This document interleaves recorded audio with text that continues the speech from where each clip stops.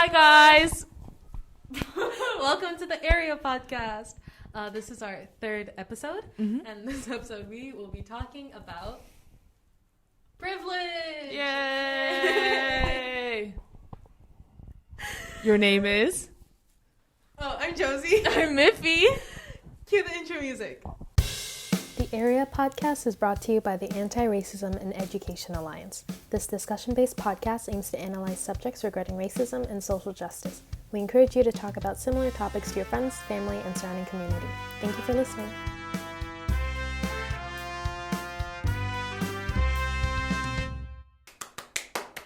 Such good music. Okay.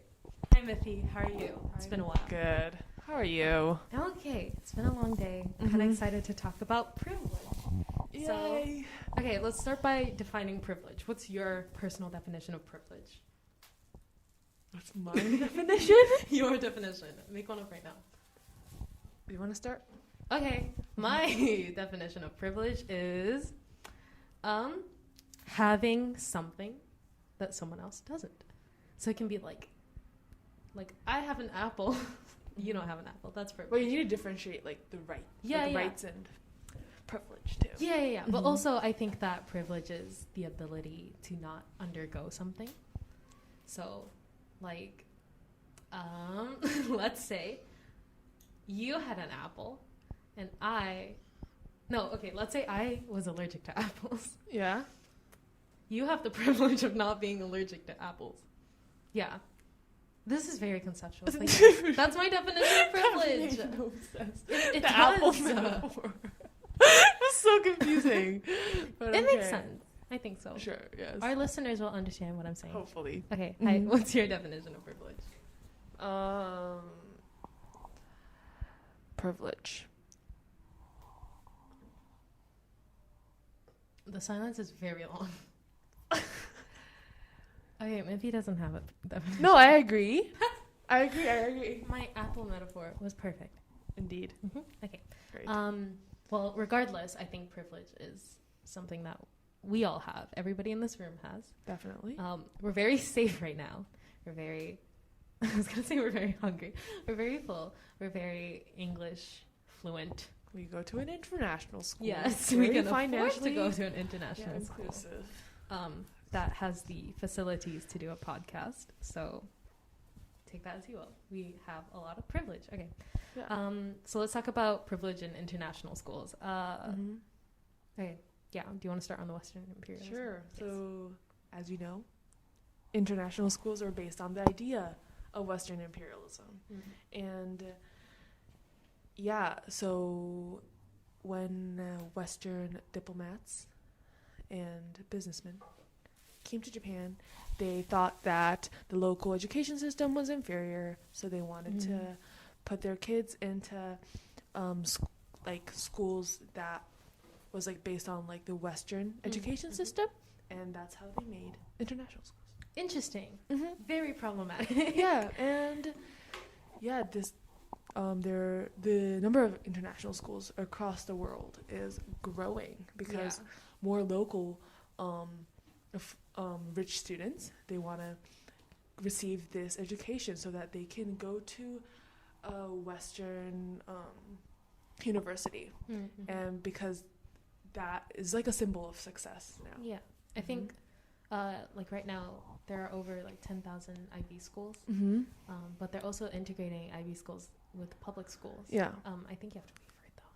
But yeah, it's interesting how you see. I was gonna say it spreads like a disease, but you see that it's catching on a lot. Yeah, and the idea of the IB curriculum itself is also changing because you see these adaptations Yeah. that are being made, but the whole question of it being considered international is an issue in itself.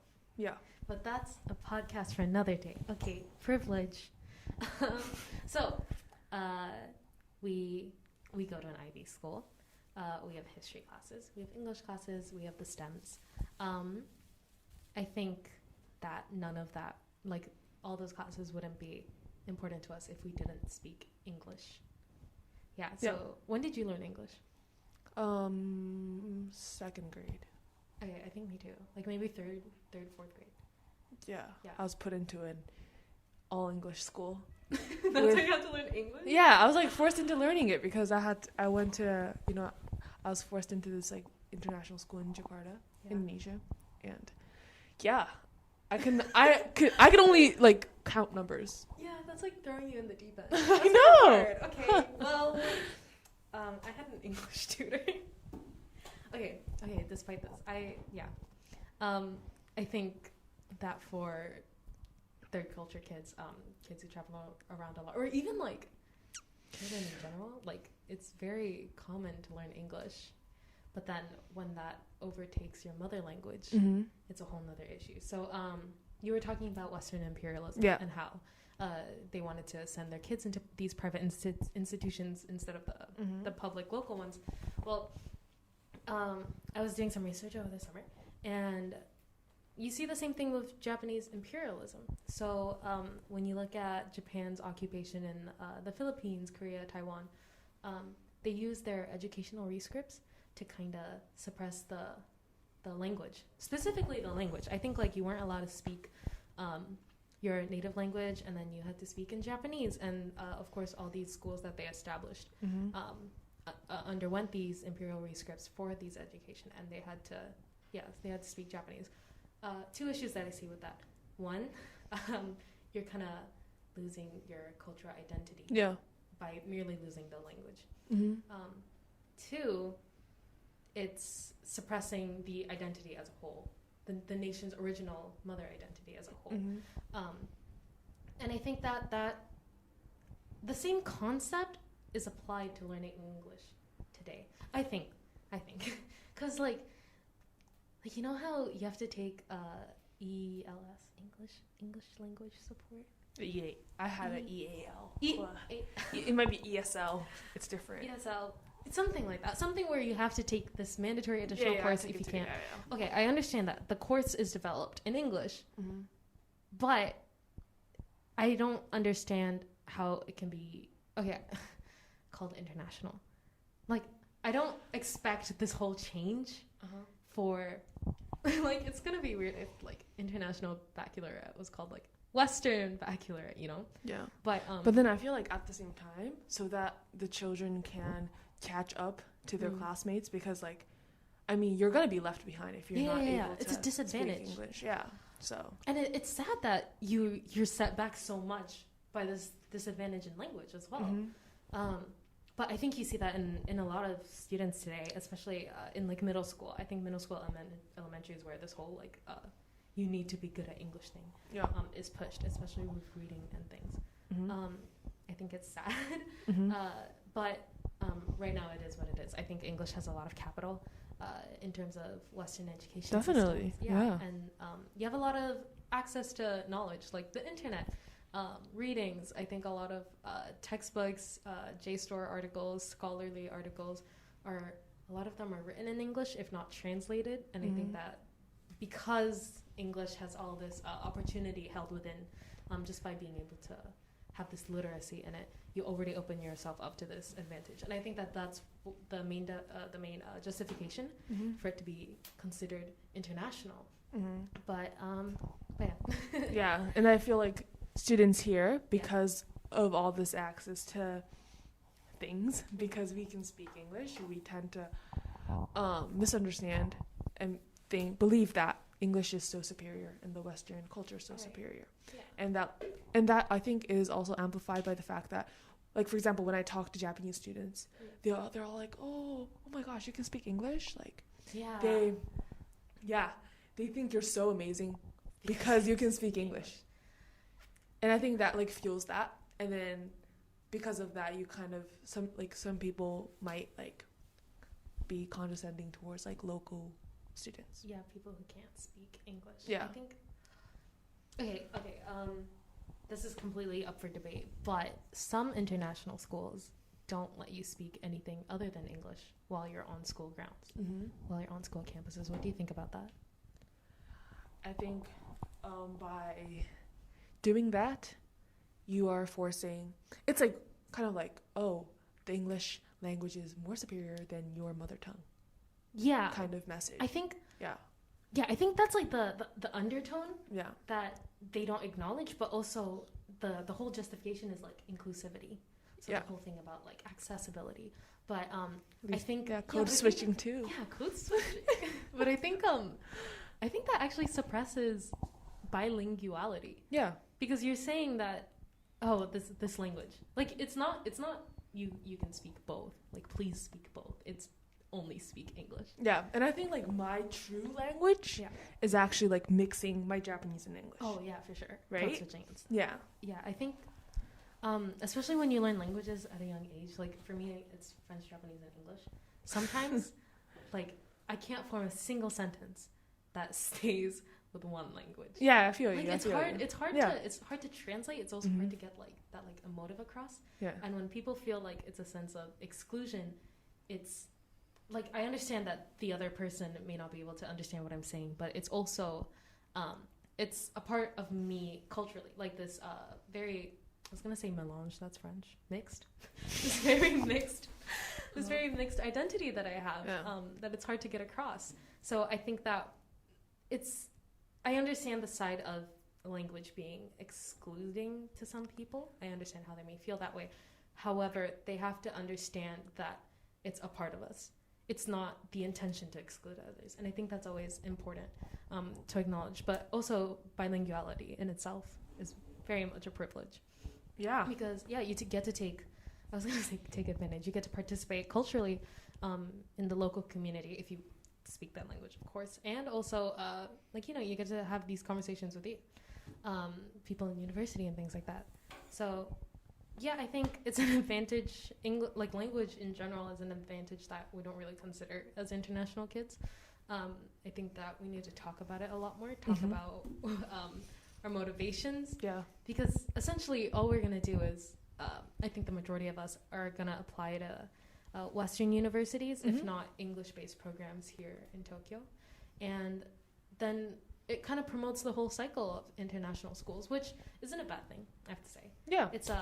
It's just something that's been implemented through archaic methods, and I think that it's important for us to acknowledge.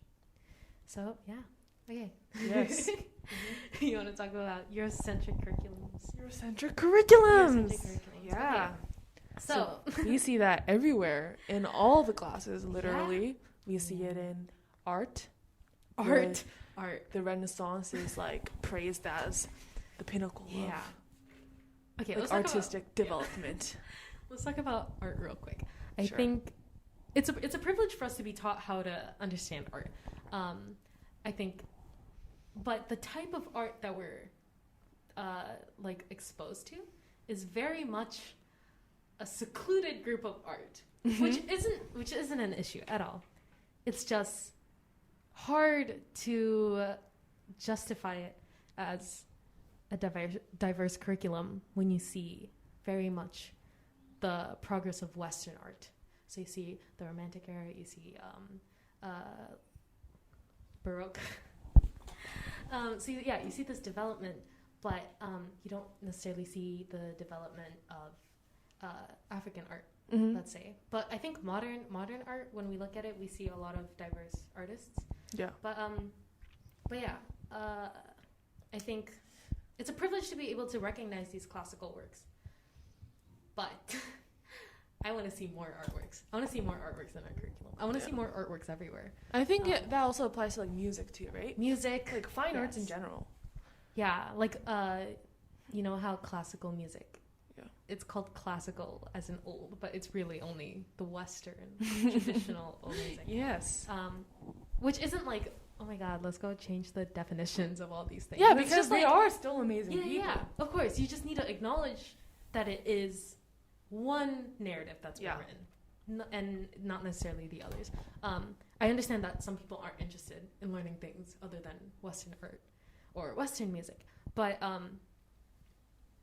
the fact that, let's say I'm only interested in learning Asian traditional art, but I'm forced to learn Western art in the first place. It's a question about that. It's like not having necessarily the option as an international school. But I think this is completely up for debate. I think it's just an interesting discussion to be had regardless, especially in the fine arts where there's a lot of fluidity in criteria and things like that. Definitely. So yeah, let's talk about history. History. History is a very loaded. Yeah. So right now, Miffy and I are learning about East Asian history, or we're moving on to Europe. We're moving on to Germany right now. No, we're Just talking kidding. about Japan. We're talking about Taisho Japan. We moved back to Japan. My bad. Feminism in Japan Yeah, right now. the Taisho era. Yeah. Before I came to Seisen, I actually didn't learn that much about history outside of the U.S. Also history outside of Europe. So it was very refreshing to get a taste. I felt like I had a lot to catch up on regardless. But yeah, it wasn't something that I was expected. So I was glad that we had this not white-based history. Like I didn't have to memorize the name of presidents, which isn't a bad thing. I think all history is important. I just didn't expect it, and I'm glad that I didn't. I think because I didn't expect it, it was a lot more interesting to learn. But yeah, how do you feel about And I history? think, because I went to a Japanese, very private, conservative school, and I learned Japanese history there, comparing it to what I'm learning right now, it's very different, right? And then it's like from like a different perspective. Wait, different how? Like for example, I mean, it's, I guess it's like history, like IBDP history is more international. Yeah. In It's that, more open-ended. yeah, and then in obviously the education I received in Japan is more like nationalistic, I guess. Yeah. In some way. Okay. Yeah. Yeah. Yeah, I see that. I think education is a very powerful tool. Yes. Politically, as a nation, and I think a lot of the times countries use this to their advantage, for better or for worse, up for debate. But yeah, and I think like yeah. even like the IGCSE curriculum, right? That's very Eurocentric history based. I wouldn't know. Yeah. So then, we talk about the Cold War, but it's only from the perspective of USSR and the USA. Oh, I see. So you don't see the intervention of like. The you Korean don't War, accentuate Vietnamese like the War. local experiences. Interesting. Yeah, very cool. Yeah, I think we're history students, so this is completely biased, but I think history is one of the most important classes that a student can take. So important. Yeah. It like opens your eyes. Yeah, it's like whoa, you it's see how the world. Functions up until this point. No, it's like glasses. As Miffy said, it is like glasses. Yeah. Yeah. Our microphone observer person just did not approve of Miffy's joke.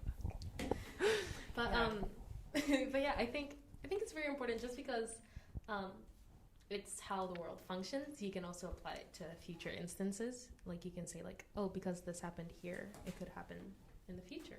But of course, it is a privilege to learn about all these things and all these different perspectives.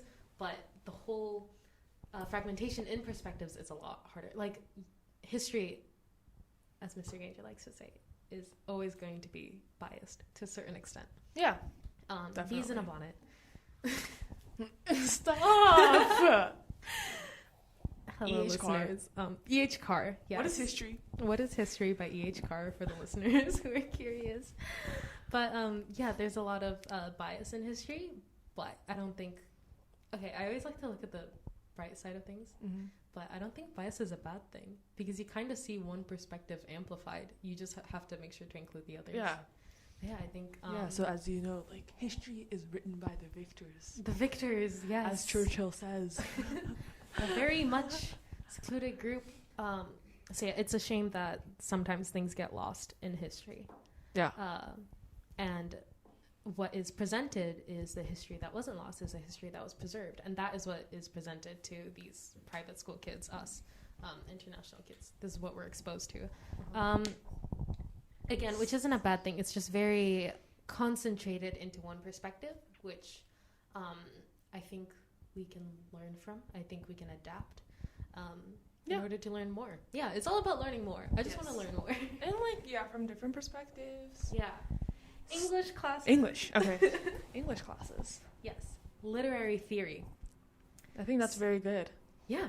It allows you to critically analyze different literature. Yeah, I think... And acknowledge the fact that something's Western and something can be Eurocentric. Yeah. You see the adaptation of thought with literary theory. Yeah. Like post-colonial theory. Yeah. That was like that was like yeah. that was like 1980s, I want to say. It was very recent. But you didn't have that in like the 1800s. So I think it's interesting to see when all these literary theories come around, because you see the adaptation of human thought.